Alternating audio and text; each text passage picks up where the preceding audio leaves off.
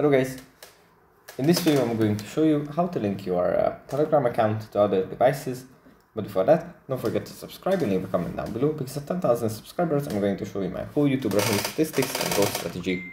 So without further ado, let's just jump right into it. First we have to open up the Telegram app, and here it opens up in the conversations, in the chats. From here we have to swipe to the right, then tap on settings. And here we have to scroll down, and under the settings section, we find devices here. Now, if you want to link our Telegram account to the desktop app that we have, we just have to open up the desktop app and just scan the QR code that we find there.